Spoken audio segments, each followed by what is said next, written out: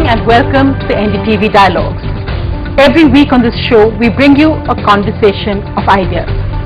Tonight, as India marks its 66th anniversary of independence, we look at defining nationalism, a debate which was also had between Mahatma Gandhi, Rabindranath Tagore, Jawaharlal Nehru, even Muhammad Ali Jinnah. What does nationalism actually mean to us today? Joining me tonight, Jaswant Singh, Professor Ashish Nandi, Javed Akhtar and Swapan Das Gupta. How would you define nationalism today at a time when Hindu nationalism seems to have become a bit of a buzzword in your party? Mr. Modi referred to it, campaign posters came up around this. How would you define nationalism? I personally think that nationalism is an adopted word. It really gets born as a consequence of Australia. Before that there were states, yes. And I find some difference between a nation and a Rashtra. I don't think the straight translation of nation is a Rashtra or the other way around. The other thing about adopting this word that we did because of the consequence of the entire movement of freedom, not just in India but globally, the end of the Spanish Civil War, also the revolution in Russia, and so nationalism got adopted as a phrase without fully grasping the essence of it. Much more native, if I can use the word, was Rashtriyata.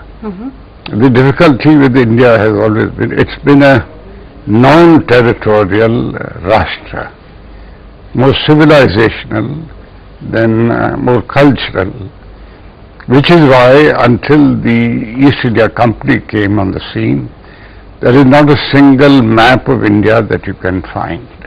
There's no map.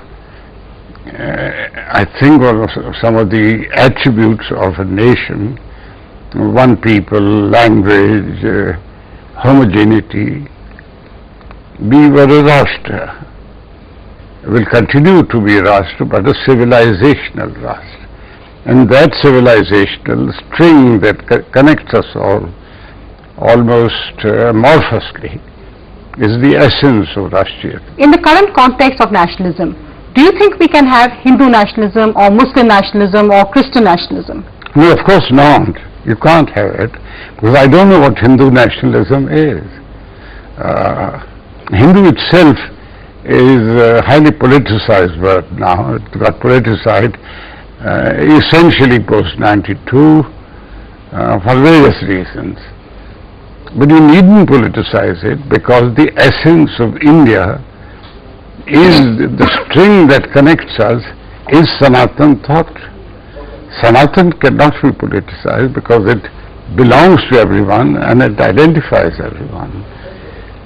Hindu nationalism is a tautological description almost, because nationalism is equated to